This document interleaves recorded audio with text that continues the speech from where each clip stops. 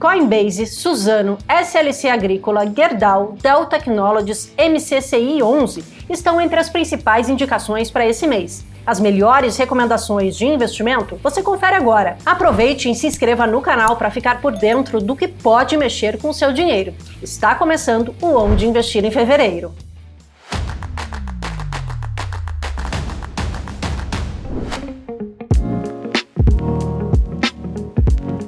2025 começou e já traz um turbilhão de acontecimentos que estão mexendo com o mundo. Estreando com Donald Trump, que está de volta. Em uma posse marcada por discursos fortes e promessas de America First, mais uma vez o republicano inicia seu novo mandato, prometendo cortes de impostos, endurecimento nas relações comerciais e novas políticas para a imigração. Medidas que devem impactar o cenário econômico global. E claro que a relação entre as duas maiores economias do mundo continuaria a dar o que falar. As tão prometidas tarifas entre Estados Unidos e China voltaram a ser tema central, só que agora tratadas de maneira mais branda pelo novo presidente. A visão é que haja espaço para muita negociação. E por falar em China, não é de hoje que o avanço tecnológico do país também levanta preocupações no Ocidente.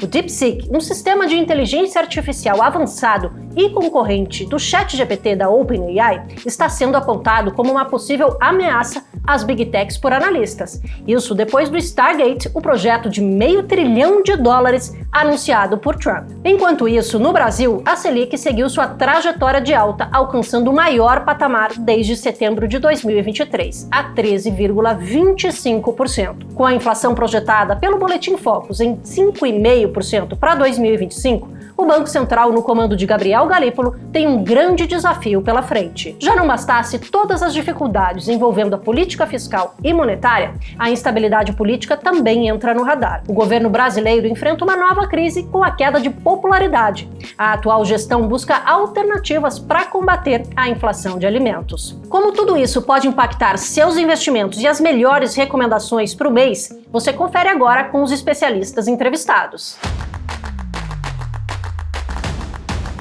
Vamos começar o Onde Investir em Fevereiro falando sobre as ações brasileiras. Já estou com Larissa Quaresma, responsável pela carteira das 10 ideias da Empiricus Research. Lari, obrigada pela participação mais uma vez aqui no Onde Investir. Eu que agradeço, sempre um prazer estar aqui mensalmente, de forma religiosa. Taxa Selic alcançando 13,25% na última decisão do Comitê de Política Monetária. Lari, como não perder a renda variável de vista tendo esse patamar tão alto aí para a renda fixa? Bom, assim, claro que o juro alto, ele atrapalha a realidade empresarial, bate na economia real, mas o fato é que a bolsa ela sempre anda antes. Então a gente já viu esse cenário de juro muito alto, de uma Selic terminal próxima a 15%, isso já foi precificado no final do ano passado. Foi quando caiu a ficha de que isso ia acontecer, né? A gente atravessaria um aperto monetário muito agressivo, tá certo? Então isso já está no preço. O que importa para o investidor de ações, aliás, para o investidor de qualquer ativo, né? Mas nesse caso aqui, o de ações, é o que está no preço. Então, isso já estava no preço. Inclusive, uma coisa que a gente tem falou muito neste programa, no final do ano passado, era que um dos gatilhos possíveis para a alta da Bolsa seria essa credibilidade monetária, o que eu chamo de âncora monetária, né? Eu não, o mercado chama de âncora monetária. E este gatilho está se materializando. Por quê? A gente teve a troca de comandos do Banco Central. Essa foi a primeira decisão de política monetária com o Gabriel Galípolo, presidente do Banco Central. E havia uma dúvida, um receio sobre ele vai cumprir o forward guidance dado pela gestão Campos Neto, que seria de um aumento de 1 ponto percentual. Ele vai, no discurso, reforçar o segundo forward guidance de mais um aumento de 1 ponto percentual na reunião de março. O fogo amigo, o tradicional fogo amigo, né, aquela ala mais política ali do governo, respeitaria esta decisão, que é uma decisão dura, e o guidance também é duro, e tudo isso, a resposta é sim. Então, por isso a gente está vendo esta âncora monetária se materializar e a gente está tendo um excelente início de ano para o Ibovespa. Então, eu acho que tem a ver com a âncora monetária e tem a ver também com outro ponto que a gente também trazia, que era a questão do ponto de partida. O ponto de partida importa. Então, quando você está num valuation muito atrativo, um cenário muito ruim já nos preços, qualquer materialização de gatilho positivo como a gente teve tem um efeito muito poderoso sobre as ações, né? O mês de janeiro, ele foi o melhor mês em vários, né? Se não me engano, foi o melhor mês desde junho do ano passado para as ações brasileiras, porque a gente partiu de um lugar depreciado e essa âncora se materializou. Então, eu acho que a gente tem um bom começo de ano para as ações. Não vai ser um ano fácil para a economia real, tá? Esse juro vai chegar a 15, né? Ele vai bater na atividade, tá? Embora a gente não saiba ainda o timing. A gente já teve alguns indicadores de dezembro mostrando que a economia já começou a se desacelerar em alguns setores de uma forma preocupante, especialmente no setor industrial, que já entrou em contração. A gente teve divulgação de abertura de vagas de emprego que veio abaixo do esperado em dezembro, então, que na verdade assim, teve um fechamento líquido de mais de 500 mil vagas, a expectativa era um fechamento de 400. Então, isso vai bater na atividade, só que quando bater na atividade, muito provavelmente a Bolsa vai estar andando na frente. Por quê? Ela precifica daqui 12 meses. Então, se esse juro alto bater forte na atividade, na verdade, para quem está posicionado, pode acabar sendo uma notícia boa. O Brasil continua com esses desafios. Inflação alta, taxa Selic também bastante alta e a própria desvalorização do real que deu uma arrefecida em janeiro, mas continua em patamares bastante elevados. Como que o investidor deve olhar para todo esse cenário, esses pontos de atenção, para montar ali, para ter uma boa estratégia para investir agora em fevereiro? Bom, a gente, eu acho que tem a perspectiva assim, de 12 meses para o ano e tem a perspectiva para o mês, tá? Então, assim, vou falar primeiro a do ano, que se mantém a que a gente vem falando aqui há alguns meses, que é escolher empresas com um operacional muito resiliente a essas variáveis macroeconômicas. Então, o juro está alto e vai ficar mais alto, empresas menos alavancadas. Inflação está alta e provavelmente vai continuar acelerando, empresas que têm a capacidade de repassar aumentos de preço ao cliente final sem perder muito volume. O dólar está muito alto e deve permanecer alto, a gente prioriza empresas que tenham receita dolarizada, ou se forem reais que tenham uma parcela muito pequena dos custos dolarizados. Então, essa é um pouco da visão de 12 meses aí para a carteira, tá? Agora, para fevereiro, a gente está aproveitando essa baixa do dólar que a gente teve em janeiro, essa alta de bolsa, para a gente trazer ainda um pouquinho mais de defensividade para a carteira. De certa forma, a gente está comprando dólar, né, com a adição da SLC Agrícola, que é aí uma empresa do agro que tem 100% da receita dolarizada, tá? Então, assim, conjunturalmente, neste momento, estamos sendo táticos para aproveitar essa melhora dos ativos de risco e queda do dólar. E esse desempenho positivo que a gente viu em janeiro mostra, de alguma forma, uma recuperação das ações brasileiras? Existem aí esses motivos que podem continuar esse bom desempenho das ações? Acho que o valuation continua sendo um bom motivo, por mais que tenha andado bem em janeiro, tanto o Ibovespa quanto o Small Caps, aliás, principalmente o Small Caps, né? A gente não pode esquecer que 2024 foi um ano muito ruim para as ações. O Ibovespa caiu perto de 10%, o Small caiu 25%. Em 2024. Então, assim, essa alta que a gente viu em janeiro pode ser, sim, apenas o começo, tá? E vejo um caminho para que isso se sustente. Principalmente, como eu falei no início, se a gente vê essa atividade desacelerar rápido, né? Eu acho assim, quanto mais rápido desacelerar, mais provável é a chance de a Selic não subir tanto ou de, na pior das hipóteses, ter uma troca política em 2026 que já vai ser incorporado aos preços em 2025. Então, eu vejo sim um caminho, eu acho que talvez a gente esteja no primeiro degrau, né, de ver as ações brasileiras num preço mais razoável e condizente com o fundamento das empresas. Agora, não se engane, tem volatilidade, né? Então, assim, bolsa tem volatilidade, bolsa de país emergente tem muita volatilidade, bolsa de país emergente com juros subindo, mais ainda. Então, faz parte do processo, o que importa é que os preços ainda parecem longe do valor real dos ativos que você pode comprar em bolsa hoje. E tendo em vista que fevereiro também começa a temporada de resultados do quarto trimestre do ano passado, também falando um pouquinho desse ano de 2024, o que você espera de empresas boas, resultados bons para fevereiro e se isso, claro, impactou na sua decisão para a seleção das ações na carteira das 10 ideias? Sem dúvida nenhuma, a gente faz esse screening, né, para a carteira mensal aí, de gatilhos do mês. Então, a gente está priorizando não só empresas que a gente acha que devem ter um quarto tri bom, que é o que elas vão divulgar agora em fevereiro e março, né? Como empresas que devem ter um 2025 muito bom. Porque essa teleconferência de resultados, essa temporada é importante porque os bancos divulgam o guidance do ano, que as empresas que não têm guidance, elas dão que a gente chama de soft guidance, né, que é um panorama do que elas esperam para o ano, na operação, o que está orçado, né, o que está planejado. Então, essa temporada, ela traz luz para as duas coisas, para o final do ano passado e para esse ano. Nesse sentido, a gente está priorizando as empresas que devem performar bem. Quem se encaixa nessa categoria, na nossa opinião? As exportadoras, que surfaram essa alta do dólar, que foi forte mesmo em novembro e dezembro do ano passado, tá? Esse é um grupo. O setor financeiro é um outro grupo. Acho que ele passa mais ileso essa questão do dólar, a questão do juro alto, né? O setor financeiro navega muito bem operacionalmente neste ambiente. E as empresas dos setores mais cíclicos, que sejam empresas muito pouco alavancadas, tá? Então, a gente tem priorizado aí essas categorias para fevereiro. E nesses setores, Lari, quais empresas você recomenda para esse mês?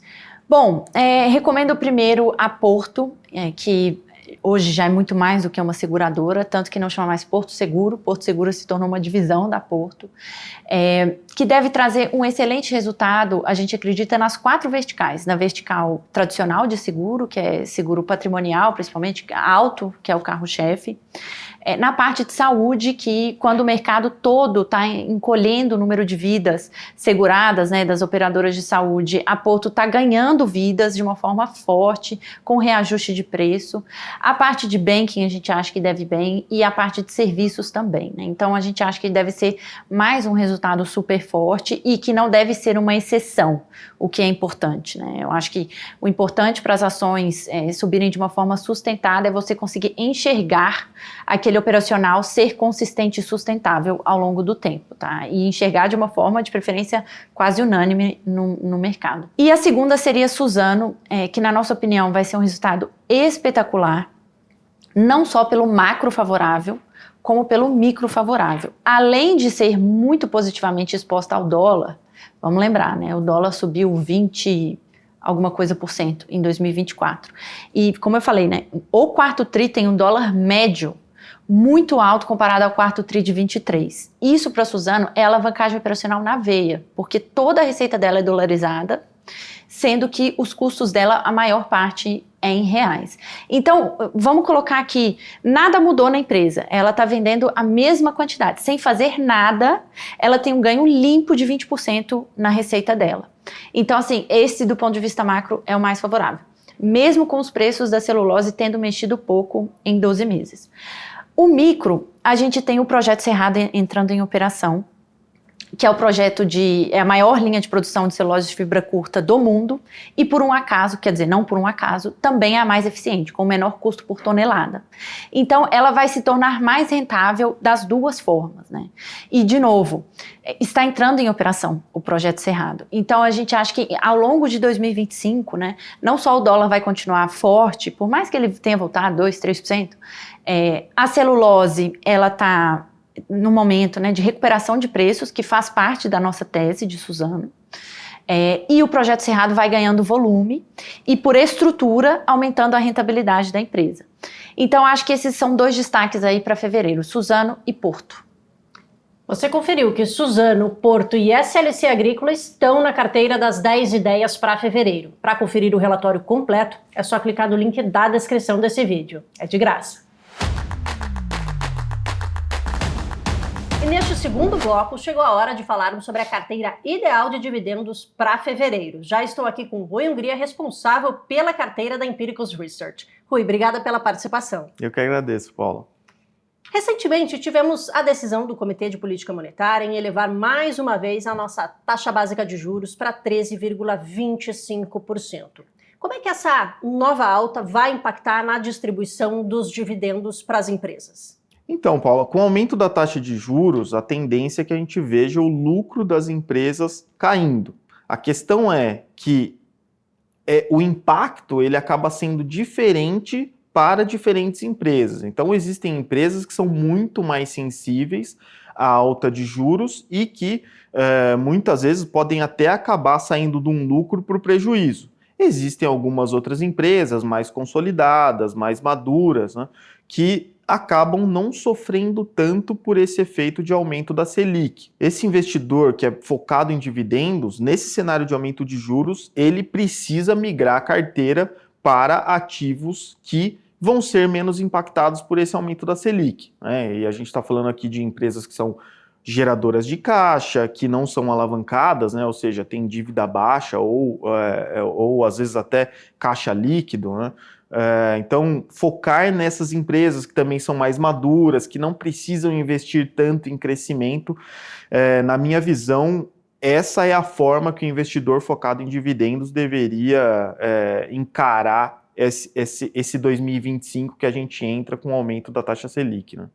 A gente entrou em 2025 também com uma forte desvalorização das ações. Pode haver um movimento das empresas de capital aberto, em vez de distribuir dividendos e sim recomprar as ações? O que seria mais vantajoso para o investidor? Na verdade, a gente até já viu uma antecipação disso no fim do ano passado. A gente viu volumes recordes de anúncios de recompras por parte das empresas. Isso é consequência da desvalorização das ações, né?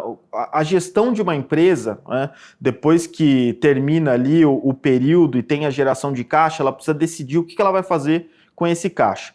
Às vezes, vai ser mais interessante ela distribuir dividendos para os acionistas. Mas, quando o preço das ações está muito descontado, por diversos fatores, por exemplo, o aumento do pessimismo com o macro, né, e a gestão entende que as ações estão baratas demais, ela pode optar por fazer programas de recompra, e isso significa o quê? Ela vai fazer esse programa de recompra, cancelar ações, e o dividendo que ela vai distribuir vai ser distribuído para uma quantidade menor de ações. Ou seja, quem continuar com as suas ações vai acabar recebendo mais dividendos. Então, para o acionista, não tem muita diferença entre receber esse dividendo, né, na forma direta ou a empresa fazer o programa de recompra, reduzir o número de ações e distribuir mais dividendos para essas ações que ficaram. A questão aqui é mesmo a gestão entender se as ações estão tão baratas a ponto de valer esse programa de recompra. E no atual cenário, o que compensa mais para o investidor quando ele pensa em receber os dividendos? Porque tem empresas que distribuem mensalmente, trimestralmente, semestralmente. Como é que o investidor pode olhar para essa carteira e pensar numa boa estratégia para receber dividendos tendo essa periodicidade de distribuição? O cenário ideal seria você só ter empresas boas que pagassem mensalmente. Só que como isso é muito difícil, acaba que a melhor saída, na minha visão, é o investidor ter várias empresas que paguem dividendos com frequências diferentes, umas mensal, bimestral, outras trimestral, anual, às vezes. Só que todas essas empresas juntas na sua carteira, elas vão ajudar bastante nessa frequência de dividendos e você nunca vai ficar um período muito grande sem ter um dividendo caindo na sua conta. E pensando em fevereiro, Rui, como é que você selecionou essas empresas para esse segundo mês de 2025? A gente aproveitou para tirar uma empresa que subiu bastante no mês de janeiro, aproveitando aí um mercado bom, e inseriu as ações da Gerdau, que acabou ficando para trás nesse mês de janeiro. As ações ainda têm sofrido um pouco com as preocupações com a China, né, e os preços das commodities metálicas, Por outro lado, a gente vê a ação negociando por múltiplos muito baixos, ainda pagando bons dividendos e com possíveis notícias positivas vindas aí da nova política do Trump nos Estados Unidos. A Gerdau, ela tem fábricas nos Estados Unidos que podem acabar se beneficiando aí de incentivos que venham a ser dados para as empresas siderúrgicas lá nos Estados Unidos. Você conferiu uma das indicações para a carteira de dividendos em fevereiro. Para conferir o relatório completo, só clicar no link da descrição. É de graça. Chegou a hora de falarmos sobre fundos imobiliários. Já estou aqui com Caio Araújo, responsável pela carteira de fevereiro da Empiricus Research. Caio, obrigada pela participação. Eu quero agradecer o convite, Paula. Vamos lá. E FIX, janeiro, mais um mês negativo para o índice que mede o desempenho dos fundos imobiliários. Qual a sua avaliação desse desempenho? A gente pode levar em conta só esse índice, mas queria que você falasse um pouquinho sobre o desempenho geral dos fundos. Bom, Paula, para explicar janeiro, a gente tem que começar um pouco por dezembro, na verdade, né? Acho que nós até comentamos em programas anteriores que havia, de fato, uma correção exagerada na cota dos fundos imobiliários, especialmente no início de dezembro. Passado meados do mês, as cotas começaram a andar, os investidores, principalmente os institucionais, notaram essa assimetria e o IFIX subiu quase 10% num período aí de 20 dias.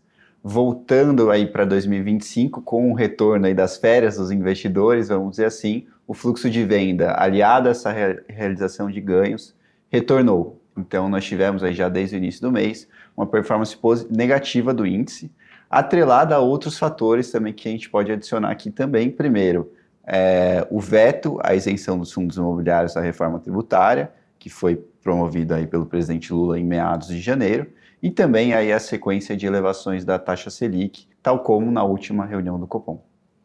Queria focar num ponto especial que movimentou bastante o mercado de fundos imobiliários, que foi justamente essa polêmica de taxação dos fundos imobiliários e Fiagro. Você pode explicar um pouquinho mais o que aconteceu e se isso pode trazer mudanças para os rendimentos ali, para os investidores que investem em fundos imobiliários? Claro, vamos lá. Bom, essa é uma discussão que vem desde o ano passado, na verdade, na formação do texto da reforma, no projeto de lei complementar.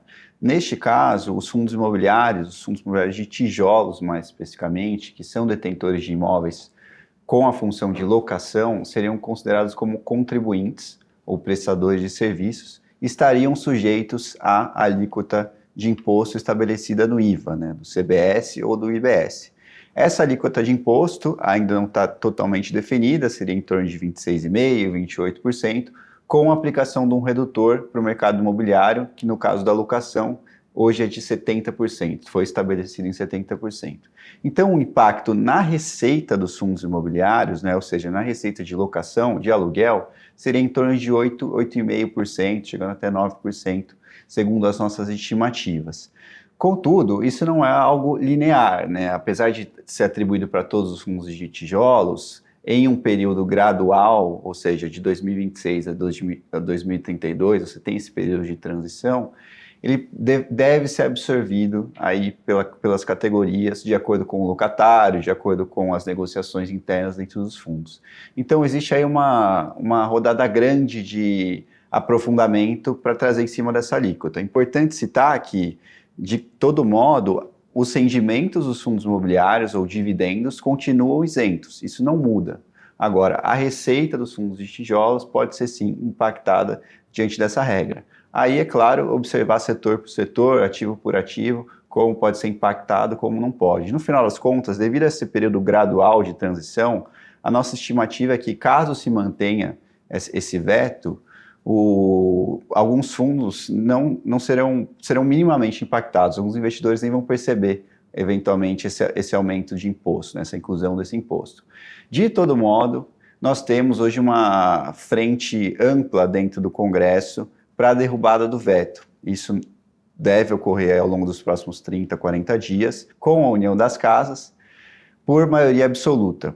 Segundo as nossas conversas, as fontes de mercado, algumas divulgações aí dos parlamentares, a tendência é que isso de fato seja, vamos dizer assim, retornado à isenção completa. E, na nossa concepção, é o justo. Entre as justificativas para esse ponto, eu diria, primeiro, a importância do mercado imobiliário e do mercado de FIAGROS no financiamento dessas categorias. São dois motores da economia brasileira, então você reduz essa possibilidade de aceleração, né, de financiamento. Além disso, do jeito que foi estipulada a regra, eu não sou muito a favor, dado a possibilidade de distorção aí dentro das indústrias, quando a gente pensa em fundos de tijolo, fundos de papel, os contratos vigentes, você tem algumas diferenciações de contratos atípicos, contratos típicos. Então, envolve uma série de complexidades que eu acho que a regra não está bem estabelecida. Além de outros pontos, eventualmente ampliação dessa regra para outros fundos da indústria, não está tão claro na regulamentação. Então, a tendência, na nossa percepção, é que isso volte atrás e provavelmente deve ser estudado de uma forma mais minuciosa aí pelo governo. Nesse ponto, deve ser uma preocupação para o investidor? Eu entendo que sim. Acho que a gente teve essa discussão em momentos anteriores da indústria, né? Pelo menos 4 vezes aí nos últimos 10 anos, isso circulou dentro do Congresso. Agora, a gente vê um movimento um pouco mais rigoroso, dado que você tem a necessidade de votação dentro das casas. Então, obviamente, tende a ser uma fonte de preocupação. Na nossa percepção, diante da ameaça, né, desse elefante dentro da sala, que é a tributação em cima dos fundos imobiliários, parte desses riscos já estavam especificados nas cotas dos fundos. Então, eu não vejo hoje, caso se mantenha nesse formato a regulamentação, tanta preocupação envolvendo uma queda nas cotações de curtíssimo prazo. No entanto, é o que eu falei na resposta anterior, temos algumas distorções na indústria, do jeito que a regulamentação foi feita, entendo que ela seja precária. E acho que isso que o investidor tem que ter em mente nesse momento. A alta da Selic prejudicou, claro, os fundos imobiliários. Mas e agora para fevereiro? Pode continuar impactando negativamente para o desempenho dos FIIs? Olha, Paula, obviamente, com a Selic aumentando, o custo de oportunidade dos investidores também aumenta. Então, a migração de fluxo da renda variável para a renda fixa é algo que vem acontecendo e pode continuar acontecendo, especialmente no curto prazo, nesse primeiro semestre. Então, os investidores devem estar cientes disso. A nossa percepção é que, diante da correção exagerada nas cotas, tanto em dezembro, agora em janeiro também, temos um bom momento de entrada para fundos imobiliários como um todo.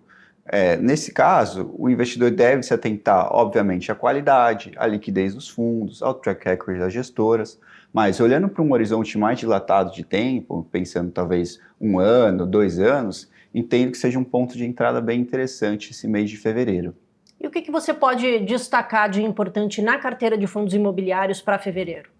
Bom, a nossa indicação para fevereiro é o fundo Mauá Capital Recebíveis, é o MCCI 11, é um fundo de crédito já tradicional na indústria, tem cerca de 32 ativos de crédito no seu portfólio, com perfil high grade, maioria com originação própria da Mauá, ou seja, ela tem controle das operações desde o início.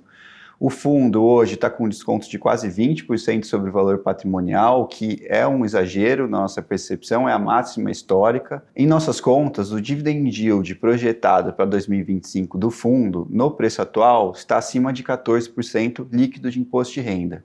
Isso, mesmo se comparado a uma Selic líquida de imposto de renda, né, no caso, é favorável para o cotista do fundo.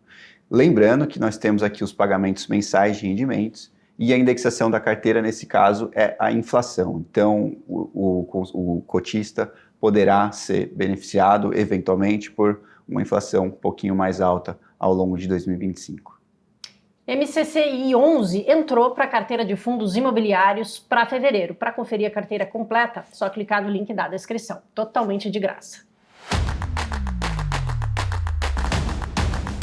Neste quarto bloco, chegou a hora de falarmos sobre as ações internacionais para investir em fevereiro. Já estou aqui com o Enzo Pacheco, responsável pela carteira de ações internacionais da Empiricus Research. Enzo, obrigada mais uma vez pela participação. Fala, Paulo. Um prazer estar aqui no seu programa.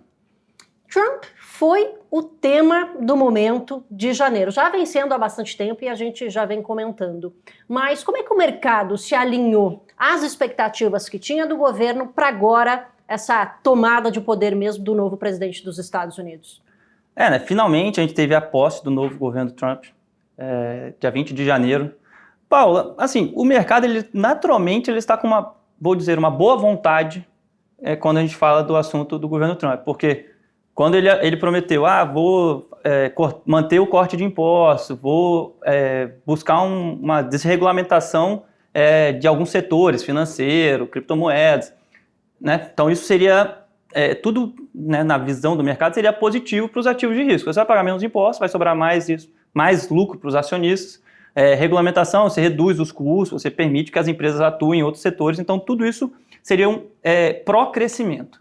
E aquelas questões que seriam mais negativas, como tarifas, imigração, o mercado está tendo tudo como uma grande barganha, né? A gente viu aí algumas notícias recentes, não parece ser tão assim, mas, de fato, se a gente for ver qual era o discurso na campanha para o que ele implementou até agora, ele está sendo um pouco mais moderado.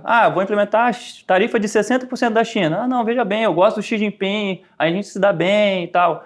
Então, nesse primeiro momento, o mercado comprou essa tese e foi dando tudo certo, né? Então, a gente viu os mercados internacionais no começo de janeiro com a mesma toada que terminou o ano, né? Se valorizando aí nos principais índices, seja o S&P, seja o Nasdaq.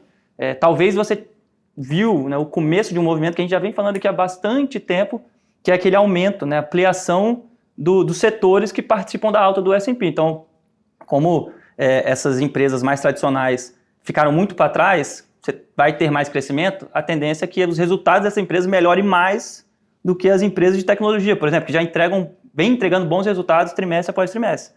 Então, você viu um início bem positivo, mas aí você teve um desenrolar, né, de acontecimentos que a gente vai tratar aqui no programa, que eu acho que mudou um pouco essa toada ao longo de janeiro. Um dos acontecimentos que mexeu com o mercado em janeiro foi realmente a decisão do Federal Reserve em relação aos juros por lá, resolveu manter no intervalo entre 4,25% e 4,5%. Como é que essa manutenção dos juros por lá impacta nos BDRs, nas ações internacionais? Os torna mais atrativos ou menos atrativos?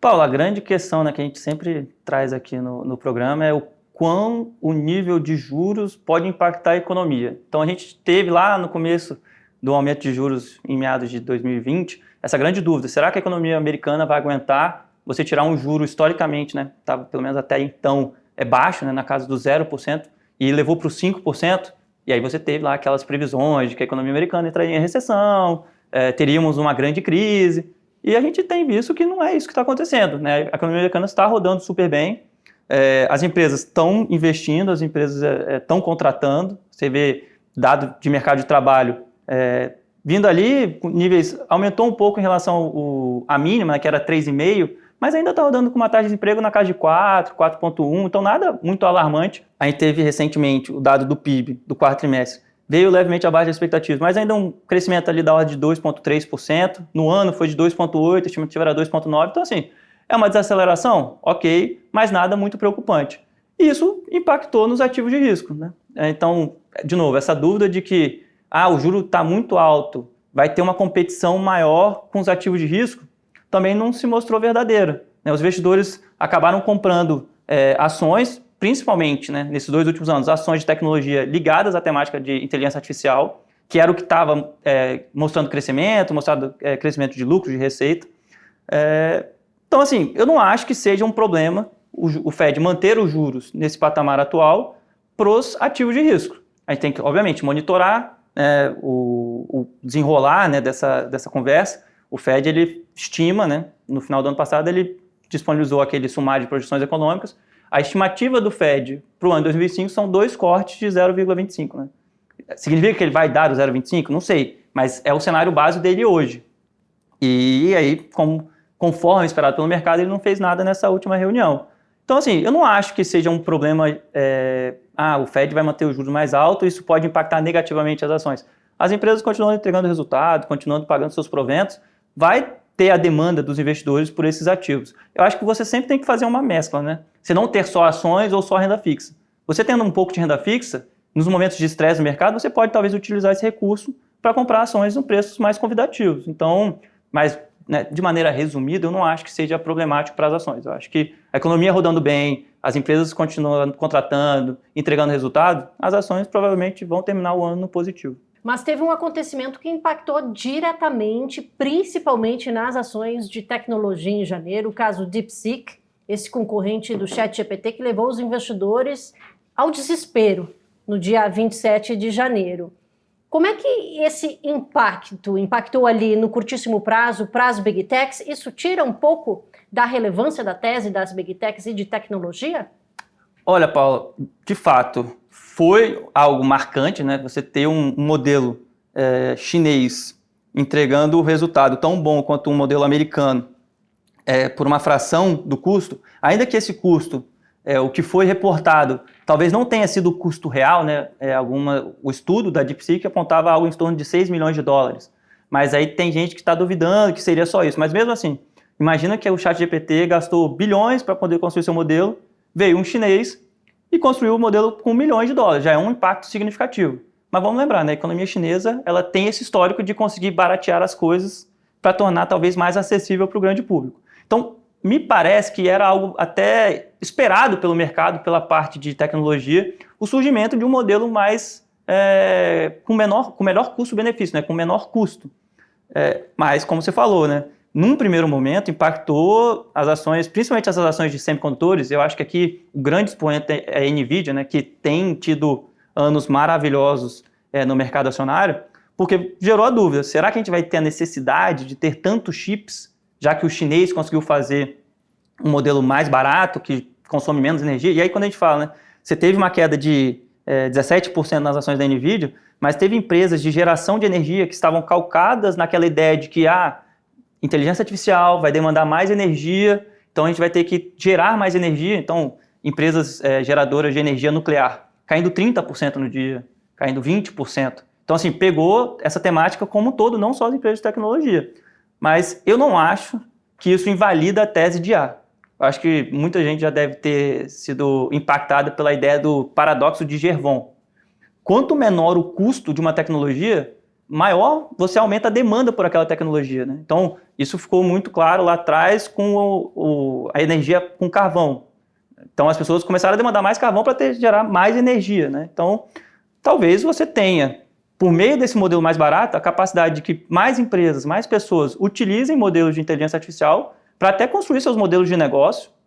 E aí você vai demandar, talvez, mais geração de energia para ter, né? Antes você tinha um modelo, agora você vai ter vários modelos. Então, eu não acho que invalida totalmente. Mas é claro que a gente tem que monitorar, mais uma vez, né?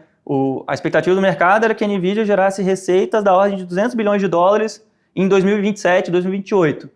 Putz, talvez não seja 200 bilhões, mas que seja 150, 160.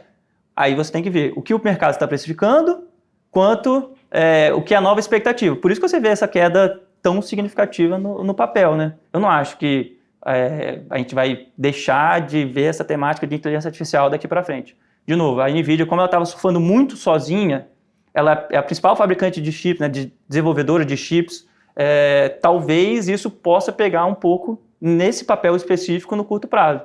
Mas a gente tem outras teses de inteligência artificial que também podem se beneficiar. E esses acontecimentos de janeiro mudaram o jogo para a sua carteira de fevereiro?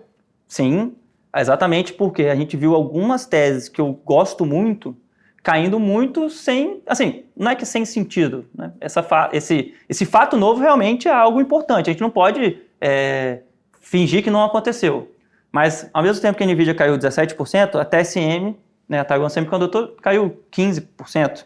E ela tinha acabado de soltar um resultado 2 semanas antes, muito bom, com a estimativa de crescer receita para o primeiro trimestre em relação ao primeiro trimestre de 24, da ordem de 30%, 40%.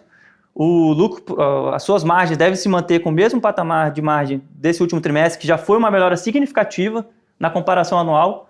E aí você teve esses fundamentos muito melhores com um preço 15% mais barato. E já era uma ação que negociava talvez com um preço múltiplo, preço-lucro, né, menor ou em linha com a média de mercado, sendo que uma empresa melhor do que a média de mercado. Então, ele foi um caso de empresa que eu aproveitei para colocar na nossa carteira de fevereiro. Mas eu acho que tem 2 cases específicos, né, que não são talvez conhecidos do grande público, principalmente do público brasileiro, que estão relacionados a essa queda de janeiro E aí também tem uma que está relacionada a essa temática mais do Trump, né? A primeira é Dell Technologies. Acho que as pessoas com um pouco mais de idade vão lembrar que no começo dos anos 2000, a Dell era uma das principais fabricantes de computadores. As pessoas gostariam muito de ter um computador da Dell, porque você podia fazer um computador customizado. Eu quero ter com essa capacidade de memória, essa memória RAM, essa quantidade de HD para eu armazenar meus arquivos. Mas hoje, o principal vetor de crescimento da companhia é a parte de servidores, que também está sendo muito demandado com essa história de inteligência artificial. Então, essa linha de negócio está crescendo ali da ordem de 50% a 60% por ano, né? Quando você olha nos trimestres, comparado com o mesmo trimestre do ano anterior. Ainda assim, é uma parte pequena do negócio, mas é o principal vetor de crescimento hoje. Então, dado o resultado de TSM, foi muito bom, mostrando que ainda tem essa demanda por chips de AI. Aí depois você teve o resultado de ASML, que é aquela empresa europeia que faz as máquinas de litografia extremamente necessárias para você fazer um chip cada vez mais avançado. Também veio um resultado muito bom, com a expectativa muito grande de pedidos, que veio muito acima do que o mercado esperava. Então, me parece que a demanda ainda existe. E aí essa queda no preço de Dell abriu essa oportunidade de a gente colocar na carteira. Então, essa foi uma tese. E a outra tese, mas aí com um percentual menor, né, foram as ações da Coinbase. Ela é a maior exchange, né, a maior corretora de cripto dos Estados Unidos, não é do mundo, né, porque você tem a Binance na China, mas o novo governo Trump, ele foi eleito com um apoio muito grande da comunidade de cripto. Então você teve doações muito grandes de pessoas que trabalham, de entusiastas desse mercado. Então eu acho que a narrativa nesse sentido, eu acho que vai ser muito grande para você ter uma adoção cada vez maior de criptomoedas no sistema financeiro americano. E a Coinbase, né, sendo a maior exchange, isso pode gerar uma competição? Se os bancos americanos começarem a custodiar a criptomoeda, pode gerar um problema para a Coinbase? Pode, mas não acho que seja uma preocupação para agora, né? Eu acho que a narrativa voltada para a cripto pode gerar um momento positivo para a ação, mas aí a gente tem que ter na cabeça, né? Criptomoedas, Bitcoin, que eu acho que é o pessoal mais conhece aqui, é um ativo extremamente volátil. Então, não me espantaria eu ver dentro do próprio mês a ação cair 10, 15% e valorizar 15, 20%. Então, o investidor que investe nas ações de Coinbase, ele tem que ter noção de que é um ativo extremamente volátil, por isso que a gente está colocando com uma posição pequena na nossa carteira hoje. Bastante inovadora e também bastante arrojada, uma dose de mais volatilidade para essa carteira para fevereiro. Essa questão das quedas das empresas de tecnologia, eu já venho falando aqui com você há algum tempo que eu gosto de fazer sempre uma mescla de carteira. Empresas de tecnologia com empresas mais tradicionais, de setores mais clássicos. Dado essa queda em algumas empresas de tecnologia, nesse mês específico de fevereiro, eu acho que eu tenho um peso um pouco maior nessas companhias de tecnologia agora, para aproveitar momentaneamente, né? Caso elas se recuperem, nada impede a gente chegar no outro mês e ajustar a carteira para ter esse equilíbrio de novo. Você conferiu que Coinbase, TSMC e Dell estão na carteira de BDRs para fevereiro. Para conferir a carteira completa, só clicar no link da descrição. Último bloco do Onde Investir em Fevereiro e agora para falar sobre o mercado de criptomoedas. Marcelo Sestari já está aqui comigo e é especialista do mercado cripto da Empíricos Gestão. Obrigada pela participação, Sestari. Obrigado pelo convite de novo, Paula. É um prazer estar aqui com vocês e vamos embora. E assuntos quentes para a gente falar agora nesse comecinho de fevereiro, puxando um pouquinho para a DeepSeek, que movimentou o mercado de inteligência artificial em janeiro. Como é que esse movimento da DeepSeek pode impactar no mercado cripto? Certo. Assim, o movimento da DeepSeek basicamente afetou muitas empresas de tecnologia dentro dos Estados Unidos, né? E a gente tem notado uma certa correlação um pouco mais forte, né, do setor de tecnologia com o setor de cripto, porque, enfim, cripto é tecnologia, né, uma tecnologia disruptiva. Isso acabou impactando, gerou um certo FUD, né, um medo e uma dúvida e bastante incerteza no mercado por curto prazo. Mas assim, eu gosto sempre de enxergar o outro lado da moeda quando a gente olha essa parte do DeepSeek, né? Porque o que foi o DeepSeek basicamente? É um chat GPT da China mais barato. E assim, ele apresenta alguns problemas ainda, está em fase de... Não está em fase de teste, ele já está funcionando, mas tem muita coisa para aperfeiçoar, tem muitos estudos sendo feitos sobre o DeepSeek para melhorar a infraestrutura e a eficiência dessa inteligência artificial. E qual que é o ponto que eu gosto de olhar do outro lado da moeda? Que alguns projetos de cripto, principalmente os que são ligados à inteligência artificial, eles acabaram sendo penalizados no curto prazo, porque, enfim, levou aquele grande questionamento se algumas empresas de tecnologia, né, e principalmente as empresas que utilizam inteligência artificial, elas estão supervalorizadas, né, se as operações elas não estão mais caras do que o que realmente elas poderiam valer. E assim, beleza, no curto prazo isso traz um questionamento, principalmente para essas empresas do mercado de cripto, mas eu gosto de enxergar que para o longo prazo isso acaba sendo positivo, porque, bom, se você tem uma tecnologia agora que ela é mais barata e que ela vai aumentar a sua eficiência operacional, teoricamente as empresas, os projetos que estão ligados a isso, principalmente, né, não só de tecnologia, mas quando a gente fala principalmente do setor, né, dentro do mercado de cripto, eu acho que eles tendem a se beneficiar, entendeu? Então, óbvio que gerou um burburinho no mercado no curto prazo, acabou impactando, mas não foi algo que assustou a gente, como eu comentei, isso acaba gerando muita incerteza, mas eu acho que tem um impacto positivo para o longo prazo, porque, enfim, temos mais um concorrente no mercado, principalmente nesse setor de inteligência artificial. Então não temos só o ChatGPT agora, só os Estados Unidos nisso. Agora a gente também tem outro país, da China, e a gente sabe que, enfim, a concorrência para esse setor acaba sendo positiva para avançar essa indústria, e isso tende a beneficiar os projetos, na minha opinião, de inteligência artificial de cripto. Donald Trump também mexeu em janeiro quando lançou as memecoins, lançou ali sobre, né, dele mesmo e da esposa, Melania. Isso acabou movimentando e até causando um pouco de controvérsia no mercado, né, falando um pouquinho dessa valorização. Teve gente que ganhou muito dinheiro, teve gente que perdeu. Qual a sua avaliação e a diferenciação que o investidor precisa fazer no mercado cripto entre memecoins, altcoins, claro, falando um pouquinho desse mercado de criptomoedas mesmo? Legal. Assim, também tem dois lados da moeda essa questão do Trump, né? Foi muito criticado pelo mercado porque, enfim, primeiro que a configuração dessa memecoin dele e da Melania, da mulher dele, teve uma configuração de ser uma memecoin mais centralizada, e a gente sabe que um projeto mais centralizado do mercado de cripto, ele acaba não sendo tão bem visto, né? Porque, enfim, como é centralizado, basicamente a pessoa que está por trás do projeto pode fazer o que ela quiser e prejudicar os outros investidores. Assim, as pessoas assumem, né, essa narrativa, e isso pode acontecer.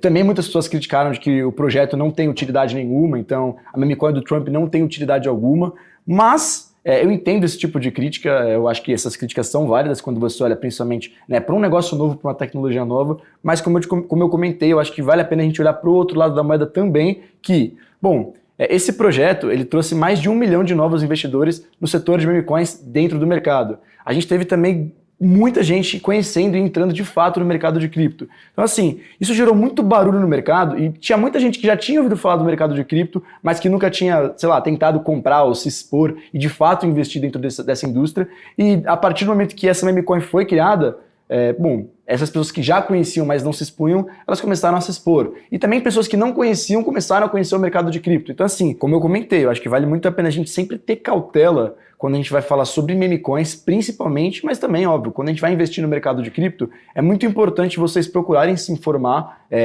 não só nos projetos que você vai investir, mas principalmente como você vai investir. Então nos produtos, nos serviços que tem para você se expor a essa indústria, entendeu? E como você está enxergando o cenário para o mercado cripto em fevereiro? Eu acho que fevereiro vai ser um bom mês para o mercado de cripto. A gente está bastante otimista, particularmente estou bastante otimista. Acredito que o setor de inteligência artificial é um setor que está bem descontado por toda essa questão que aconteceu com o caso da DeepSeek e acabou impactando completamente o setor no curto prazo, mas quando você olha para o médio e para o longo prazo, acho que faz muito sentido. Acredito que pode ser a grande narrativa do ano, então estou bem otimista não só para fevereiro, para esse setor, mas principalmente para o ano. E também eu acho que se a gente for olhar para algumas blue chips dentro do mercado de cripto, como por exemplo Chainlink, ou Wave, Uniswap, que são projetos que já estão mais consolidados dentro do mercado, né, já tem bastante tempo que eles não só existem, mas estão funcionando. E à medida que a regulação do Trump, né, a regulação dos Estados Unidos, for avançando, eu acredito que esses projetos eles tendem a se beneficiar muito, porque, enfim, hoje a gente tem um problema de liquidez no mercado de cripto, né? A gente não viu aquela liquidez igual 2021, né, e dos outros bull markets, porque por diversos fatores, por conta de taxa de juros e diversos outros fatores de uma conjuntura diferente. Mas eu acho que à medida que a liquidez ela começar a voltar, esses projetos que são maiores, eles vão ser os primeiros projetos que vão atrair essa liquidez, pelo menos olhando para um médio ou para um curto prazo, entendeu? Então é um setor, né, tirando a inteligência artificial, as blue chips de cripto são ativos que eu estou de olho para esse mês de fevereiro. Acho que faz bastante sentido. Você acabou de conferir o cenário do mercado cripto para fevereiro. Para receber todas as atualizações do Marcelo Sestari, se inscreva no link da descrição. É de graça. Você conferiu algumas das principais escolhas para o mês. Receba os relatórios completos totalmente de graça. Clique no link da descrição do vídeo agora. Se você perdeu o evento Onde Investir em 2025, vamos deixar o link na descrição com todos os painéis disponíveis. Aproveite para deixar o seu comentário sobre o que achou das recomendações. Obrigada pela sua companhia e nos vemos no Onde Investir em março.